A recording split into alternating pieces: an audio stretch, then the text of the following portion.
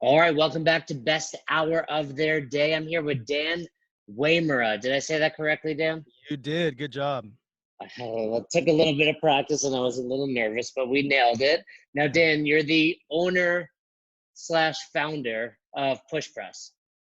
That is correct. I'm one of the three founders. I don't want to take all the credit, but yeah, I'm an owner and founder. I've owned a few businesses and I've had some by myself, some with partners. How's that working for you? Beautifully for this one. I mean, I've been part of bad partnerships and this one's a great one. That's a whole discussion we could have on partnerships. I'm a big advocate of partnerships, even though I've been on the bad end of them too. But Push Press is working beautifully. It's like dating, right? Just because you have a bad relationship doesn't mean you're never going to date again. Yeah, you know what? I always liken it to marriage, but hopefully you don't have to get remarried. Yeah, so it's a marriage, but yeah, just because it doesn't work out doesn't mean there's not the very important pros that come with it. Yeah, and it's a marriage typically, that doesn't involve some of the fun stuff that goes along with marriage either, right? Unless I guess making money can be fun. But let's really talk all about push press. You're involved in the CrossFit world these days. What got you guys started? Man, it's kind of a long story, which if you've got time, I've got time. I've been an entrepreneur and a programmer my whole life. So I came out of college right when the internet was kind of coming up, and I naturally kind of followed that arc into being a programmer for a bunch of startups. That was what kind of like got my juices flowing. Any ones that we would be familiar with? Like, were you the first into Google? If I was, I wouldn't be here. No, I worked for some AOL properties. I worked for MySpace for a while. I worked for a bunch of, other startups that were, nobody probably doesn't know their household Wait, name. so did you know Tom? I actually came in after Tom was already gone. I did not know Okay. Tom. For that's probably over a lot of our listeners' heads, by the way, who never remember getting automatically friend requested by Tom on MySpace. Which is a sad, sad thing. They're missing out. Yeah. Yeah. So I was a programmer at a lot of these startups, and during this time, they basically had this trick where they would feed you dinner every night to keep you at your desk working, which all of us fell for, and it would always be like spaghetti dinners or something like that. And I put on like 20 pounds over the course of 7 or 8 years of working in this space. Decided that I needed to lose that weight as fast as I could. Everything I do is like as fast and as ambitiously as I can. For time. So for time, exactly. But I didn't realize it. I didn't know about CrossFit at the time. But so my exploration process took me to a 100-day push-up challenge. Took me to I forget what the other one was. It was a beach body property, and then eventually it took me to CrossFit, which I absolutely fell in love with. And I remember being in the first workout of a fundamentals class at my gym, thinking like, this is it, I'm done. I found my fitness routine for like I'm good, which of course snowballed into me wanting to learn how to coach, taking my L1, shadowing coaches at that gym, and then eventually helping someone open a gym and then opening my own gym. So what gym did you start at? What was your first affiliate? So the first affiliate I opened was LAX CrossFit over here in LA. Is that Andy Petronics? No, that's LA. That's CrossFit LA, which is Gotcha. not to be confused with LAX, like for the airport CrossFit. Gotcha. Yeah. Andy was in the game a few years before we were. So anyways, we opened that gym, and kind of in doing so, we realized that the software space, well, we already realized that the software space was kind of a wreck in terms of what we knew what would be good software for gyms, because I built software. And so part of the reason we opened this gym was kind of an exploration into like, is there any good software out there? Maybe we should build some software for this. So we opened the gym mainly because we love CrossFit, and kind of on the back burner was like, let's check out the software space and see if this is something we can do as well. So does that kind of take this newfound hobby that you love and turn it into something that you don't enjoy anymore? No, actually, it took many, like, I still enjoy CrossFit. I just don't do it as much. I did hit that phase where most owners probably go through this phase where they're like, I never get to work out anymore. I'm just like in the gym all day, but I never work out. Oh, for sure. I hit that phase. But I still love it. And I always did love it. It's just more the resentment of like, I'm literally here 10 hours a day and I can barely get a 30-minute workout in, you know? So tell me about some of the things you learned in your experience and your time working for others in the programming world that you guys do at Push Press now to help grow.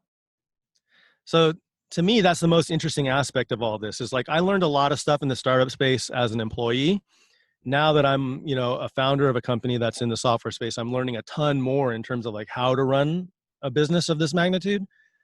And what I'm learning is everything that applies to the business world applies to a gym, like one for one, exactly.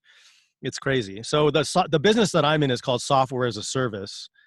And the idea is you have to attract customers, get them to sign up. They're going to pay you a recurring monthly fee. You need to put a product in front of them that they love, and then you need to give them great customer support or results. And what does that sound exactly like? A gym, right?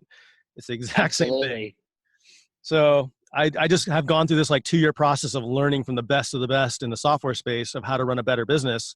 And the whole time I'm like, dang, this is exactly what gyms need. Like everything I'm learning is exactly, we just have to tweak it a little bit and gyms can use this. And that's kind of what we're in the process of working on now. Now that you're an owner, what's one thing that used to frustrate you about your old bosses that you realize now in retrospect they were actually doing a good job? Oh, there's so many. Like just managing people, places, and times is a hard job. And a lot of times from the other perspective, you're just like, why can't they just get this together? Or why are there so many inefficiencies? Or why do we have so many meetings?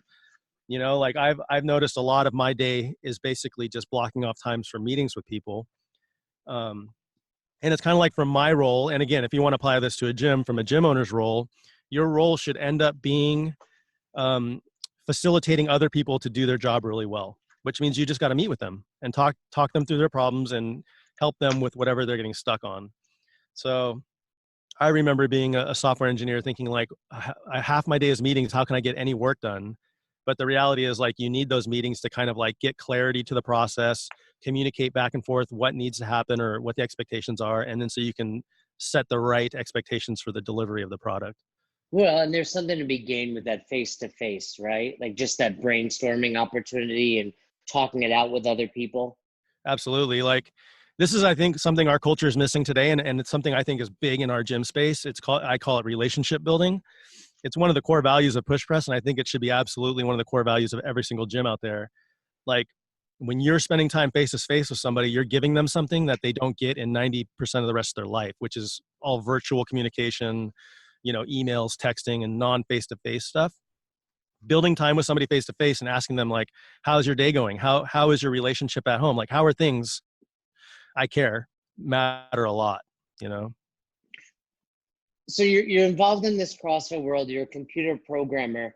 What was the kind of tipping point, or what was that moment where you're like, hey, there's some software applications out there, there's gym management software, but we need to start our own? So the actual exact moment was when at my gym, the gym owner wanted us to buy foam rollers, and I was buying in like no other. I was buying into everything I could, nutrition classes and foam rollers and shoes and everything I could. And he sent out a link for us to buy the foam roller. And through the platform he was on, I spent 30 minutes trying to figure out if I had a password, trying to understand if I had an account, going through the process of setting up an account and getting redirected somewhere else. And again, as a software engineer, I'm like, this is utterly unacceptable. So I'm getting more and more frustrated as the minutes are ticking by. And this was kind of back in the day when there weren't CrossFits everywhere. So this gym was 30 minutes away from me. And I remember at about 30 minutes into this, I'm like, it would have been faster to just get in my car and drive there at this point. So that's what I did. I literally got in the car. I drove to the gym. And now I'm about an hour into this journey. And I'm like, give me my foam roller. And I like kind of threw the 20 bucks at him. I'm like, here's your 20 bucks. Give me my foam roller. Your system sucks. Like I was so mad. And it's kind of like as a software engineer, it's like it violated all of these principles and rules that we had been taught not to do. And I'm like, how is this happening right now? This makes no sense. So that was the tipping point where I'm like, I have to look into this to see if this is a solution worth working on. And it turns out it was. What was the time frame from that moment until you actually launched? So that was probably in about 2008. It took us until 2010 to open our gym. That included like me getting an L1 and shadowing coaching and all that, finding some partners. Opened the gym in 2010. We actually built like 2 versions of push press that we threw away. And that was all from like learning gym operations on the ground level and then making friends with a bunch of gym owners that we realized like what we assumed was wrong. What And were some of those assumptions? so I remember like the first product we built, we thought, oh, we'll just build it as a WordPress plugin because everyone uses WordPress, and it'll be like we'll build workout tracking right into WordPress and all this stuff. And then we kind of realized that like the magnitude of stuff you needed to do to build the software to run the gym could not just live within WordPress. It wasn't possible, so we threw that one away. The next thing we did was like we built one on top of a standard merchant processing platform, and then we realized really fast that merchant processors were basically robbing gym owners.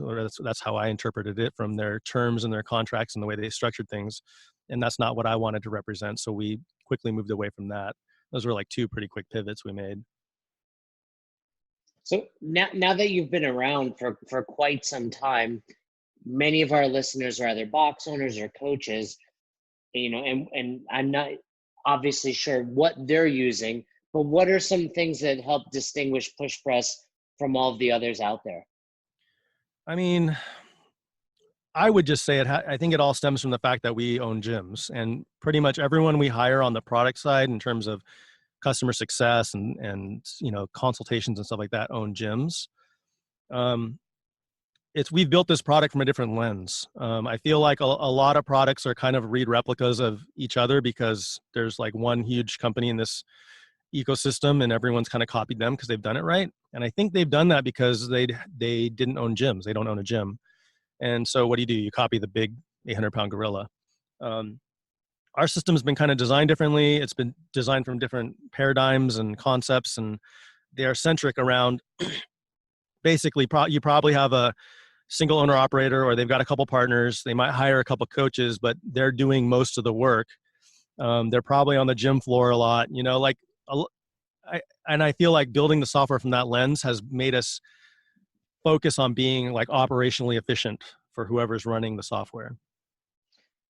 So what are some things that a box owner might not realize you've done because of that? So I've owned 3 affiliates in the past. I have used every software out there. We started with cash and checks before moving to PayPal, before running through all of the other ones out there. But what are some of these things you're referring to that I might not even have been aware of? Yeah. So the biggest one to me, the one I always like to bring forth is the flow of getting a person who's coming to a class into a class, or let's just start even with a lead into a trial class, into the class and on the gym floor. What I see a lot of gym owners will do like hey, contact me if you're interested, which will turn into an email. Email's terrible because you lose it. And you're like, how many emails a day do you get? If you don't reply to it right away, it just falls to the bottom of the stack and that person's gone. And this person's legitimately interested in your business at that point. So we started our process with actual like a lead funnel. So it actually goes into the software and becomes a lead funnel. There's nothing new with that. Other systems do that. Lead funnel kicks off a wavering process or a documentation process, which could be tied to like membership plans. So if you have like a 12-month agreement plan, it will kick off a document that they have to agree to for that plan. When they come into the gym, we have a check-in system. Again, nothing new. A lot of systems have check-in systems, but our check-in system is gated by payment and documents. So let's say you signed up for a 12-month plan, but you haven't signed your waiver or your agreement online, and because of that you haven't paid. Well, it won't let you check in, right? Or even if you have paid but you haven't agreed to your agreement, it won't let you check in. What we saw, like a lot of times the coach on the floor is the one trying to manage all this stuff. So it's kind of difficult to know if everyone's paid and everyone signed all their documents. So what we did is we built a TV screen system, which integrates with the document or the check-in system. So if they've checked in, their name shows up on a really nice branded screen that looks like your gym. And if your name doesn't show up, it means you haven't checked in. And if you're standing in front of me on the floor and you haven't checked in, I know in the back of my mind something's wrong, or you're being lazy, one or the other. So I will probably kindly remind you, please go check in. And if you tell me you can't, then I'll say, okay, cool. During warm up, let's talk about it. Let's figure it out. What the problem is. And then that way, as the coach on the floor, without having to pay attention to anything other than the TV screen, you know that the whole process has taken place, right? Right, because isn't that one of the biggest issues that goes down at an affiliate. This person is here for their hour to do one thing really well, and that's coach, but their attention is being brought into so many different directions because, yeah, I got to check people in. I have to get the waiver signed. I have Yep. to make sure that person's membership is good. And then the one thing that can distinguish your box from all these others is coaching is not happening because you're expecting them to do all these other things. Well, it sounds like you guys kind of streamline that and make it a lot easier at the box level. Yeah. I mean, what we want the coach really, like you said, should be focused on coaching and providing that excellent experience on the floor. But they're also kind of the gatekeeper. So if they notice you haven't checked in, all they have to say is like, this is a conversation we need to have later. We can do this after class. But like, we both understand now that something's wrong. Yeah. At LAX CrossFit, we had a joke because we would sign a punch card plan. This is before we built Push Press. We had a punch card plan, and it became a running joke that like the annual membership at LAX CrossFit is $150 because you buy a 10 card punch card and they'll never check you in, and a coach will never know if you check in, and therefore you can buy it once and just come for the rest of your life. And it was an awkward conversation for a coach to have because they didn't know if you checked in or not. And they, like we're trying to take all that awkwardness out and just make it, everyone understands there's a problem. We'll deal with it after class or when I have downtime. Yeah. And, I could speak from experience as a coach and a box owner. It's like, those are, I wouldn't say embarrassing, but they're frustrating conversations and they're awkward. No one likes to talk about money, and, coaches, that's not what they signed up for. They signed up to help people move better. And all of a sudden, they have to go around chasing after people to collect dues. And Yep. the goal would be to make it easier to not diversify your coach's attention and bandwidth and have them just focus on the one thing they're there for, which is coaching. Yeah. And even speaking to that, like we've built an automatic, like credit card re-updater. So like we've looked across our system and 83% of failed payments get fixed without the gym owner even having to deal with it. The system takes care of it. Yeah, that's always a big struggle too. Yeah, I get those emails. Hey, so and so's payment failed. Cool. Now I have to do more work Yeah. versus it's happening for us. I saw recently you had posted that Push Press is going to help focus on making gyms more professional. Professionalize the coaching space. What does that mean? We hear that thrown out a lot. Everyone's professionalizing this or that. What do you guys mean by that? So like specifically, I'm going to be repackaging all of the stuff I'm learning on how to run a better SaaS business, software as a service, for these gym owners to use in their gym, which is service as a service. So that's everything from lead intake, the types of metrics and ratios you should be looking for, sales tactics and techniques, how to perfect your demo, how to perfect your sales scripts, how to make sure your coaches are kicking ass on the floor, just the whole nine of running a gym. And again, that kind of comes from like I've ran a gym, I've hired and managed coaches, and I'm also running this other business that's very parallel with what they're doing. And what's interesting is like in the SaaS space, there's $100 million companies, billion-dollar companies that are being run by these principles that I can actually apply to gyms. So like you're getting the best of the best. Like MBAs have been putting their brain power to these things, and we can get them into gyms and getting gym owners thinking that way. Well, and isn't that true? Like, for some reason, gym owners have this mentality of like, well, I'm not really a business. Yeah, that kills me. It, That kills me. have you seen that improve since 2008 when you first got started in CrossFit? Yeah, 1,000%. I mean, back in the day, it was a perfect storm combination of I love fitness, I love CrossFit. I'm going to open this grungy gym because grungy is cool and hardcore people will come, and it's like self-selecting. Like we never had to advertise anything at LAX CrossFit. Like every fundamentals class was sold out weeks in advance because people wanted CrossFit so bad. Now there's a ton of competition. There's new fitness things out there, and like these Orange Theories and F45s are competing for the same people. So now it's like all of these fitness professionals who are running gyms now need to learn how to become business professionals. That is where we are right now, and I think it's massively improved, but we still got a long tail of gym owners that we can help improve. What are some of the things you did when you made that decision to make sure your gym was run like a true business and not just as a hobby? Right. So, I mean, there's so many facets to it. It's one of those things where even if you're focused on it, you probably will never become 100% good.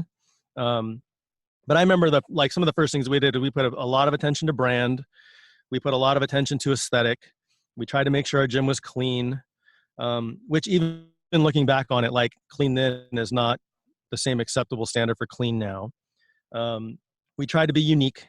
We really tried to be consumer friendly. So we chased the long tail, not athletes. So it was all about helping, the teacher or the engineer in our community versus helping someone get a D1 scholarship somewhere. And it was all about kind of that message and that vision of our company that we tried to put out there. So if someone's listening and they're like, okay, I like the idea of this, how simple or challenging is it to switch platforms to push press? On both hands, it is a challenge to switch it is disruptive to your business. I won't lie. I think it's a lot less challenging than people will assume it is. Like we've sat in your seat and we've kind of built our migration platform and we have customer success representatives who understand how to do it. But it is, it is disrupting. And I think kind of the bigger potential disruption is we like to get gym owners looking at their business and saying like, is what you're doing right now the best way, or can we help you make it better? Which is even more potentially disrupting if you're going to change how you like onboard leads or sell your plans or something like that. But the idea here is obviously to help make a better business owner. So that's kind of the direction we're going. But at the same time, push press is actually free, correct? We do have a free platform, yeah, and that's to help. So again, a lot of everything that we do stems from the vision that we have of being gym owners and being friends with gym owners. And what we realize is like there's a lot of either brand new gyms, or there's three categories: brand new gyms, gyms that are underperforming, or gyms that it's like a garage gym or something on the side, and they just don't care to ever make $50,000 a month. It's fine with them. Those three gyms are perfect for push press free because the goal is to either get them off their feet and really excelling as a gym, or it's just to help people who don't make as much money not have to pay such a high percentage of their income to a platform.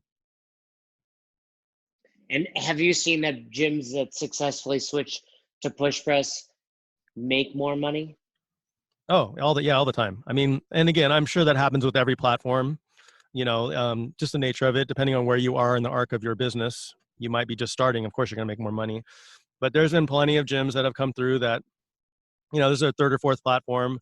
They've kind of tried all the different things. We got them on the platform. We kind of like settled things down and got them going. And yeah, they're, up 100% from where they were. It's all very unique, to your geography, your situation, your gym. I can't obviously make any promises to any of that, but I'll tell you this much: the people that you will talk to, like if you get on a call with somebody here at Push Press, they know what they're talking about in terms of running a gym.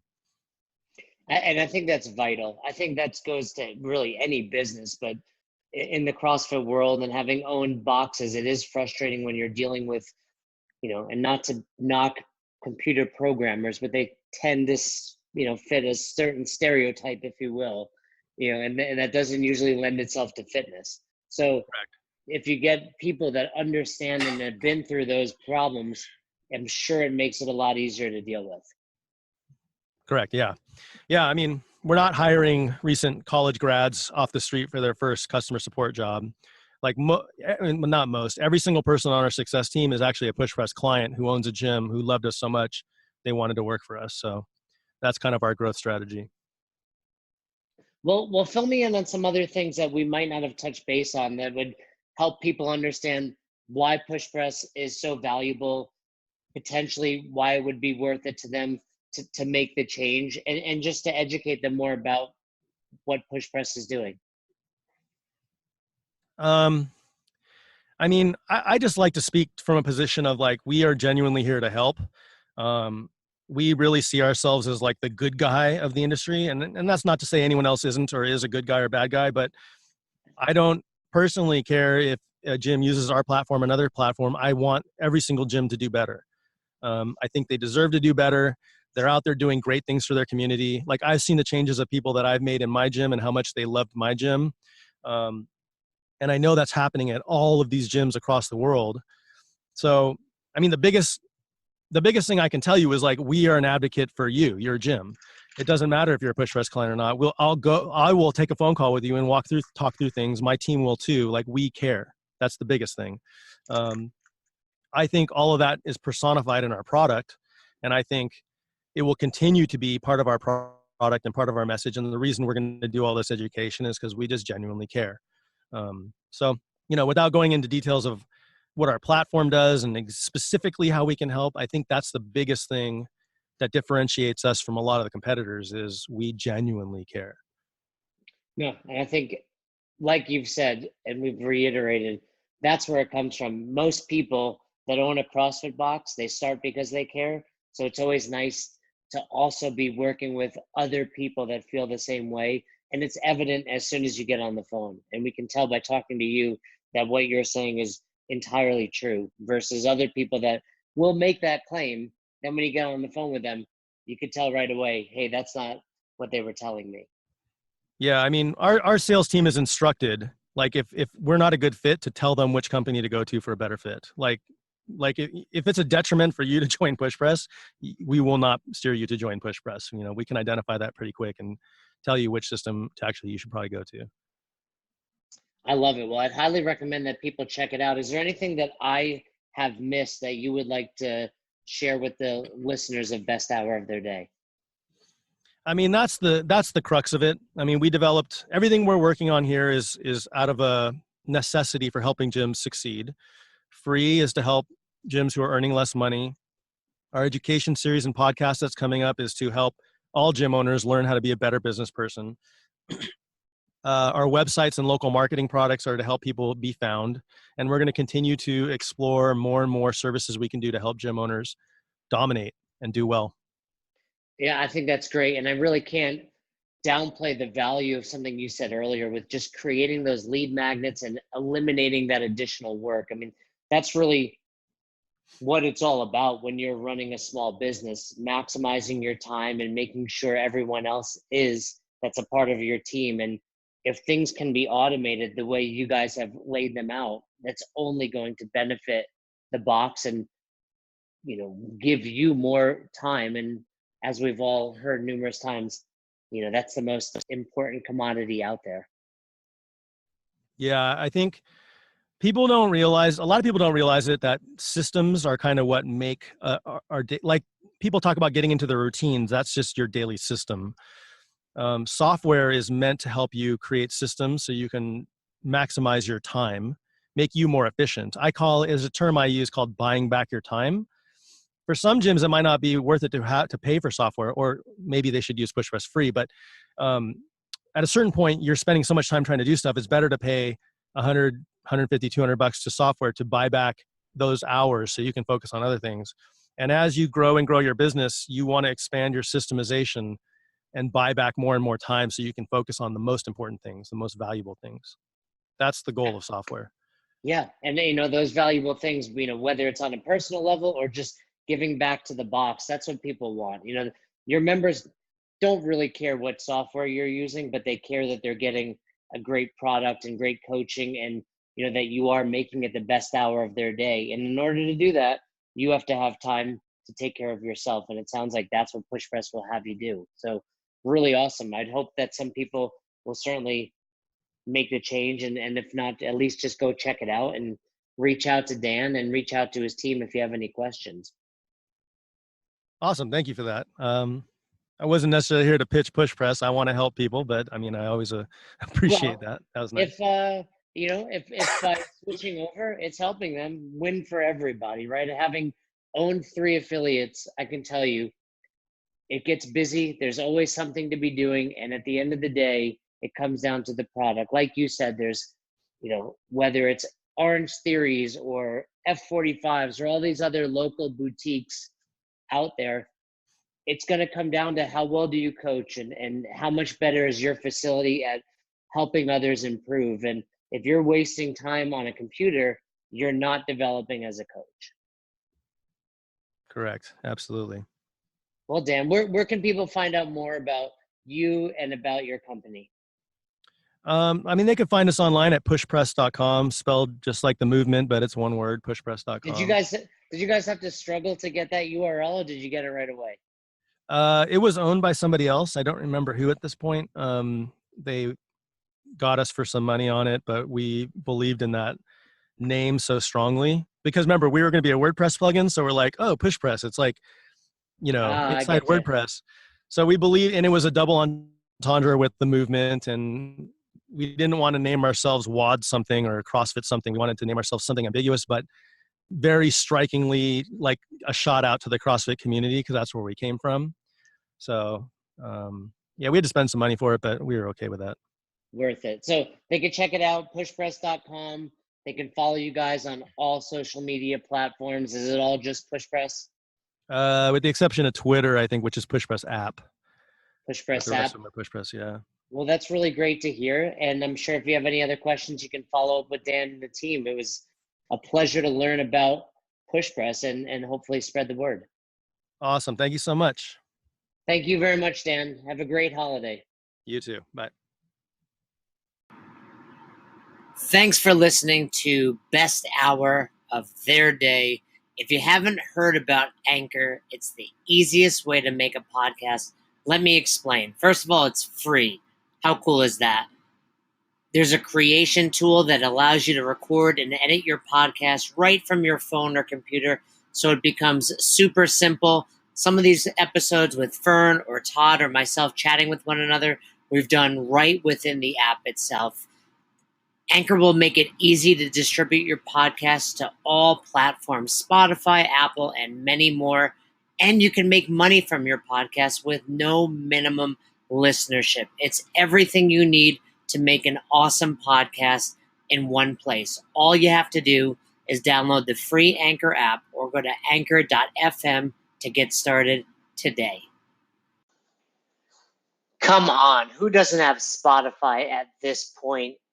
And if you were unaware, Spotify now is offering podcasts. That's right. On Spotify, you can listen to all your favorite artists, but also podcasts in one place for free. Spotify has a huge catalog of podcasts on every topic, including the one you're listening to right now, Best Hour of Their Day. On Spotify, you can follow your favorite podcasts so you never miss an episode. Premium users can even download episodes to listen to offline wherever you are, something I always do before I hop on a plane. And you can even easily share what you're listening to with your friends on Instagram and other social media platforms. Here's the deal. If you haven't done so already, be sure to download the Spotify app, search for Best Hour of Their Day on Spotify, or browse some other podcasts if you want. You can find them in your library tab.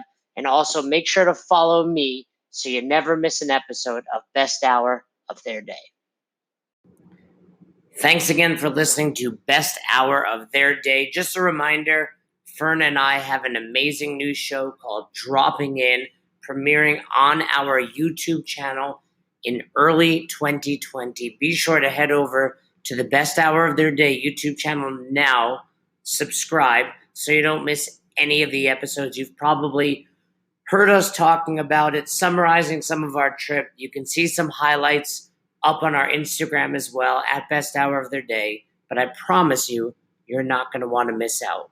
So subscribe now. Thanks for everything you do. Thanks for letting us be a part of your lives. Hope you have a great rest of your day. Tune in tomorrow for another episode of Best Hour of Their Day.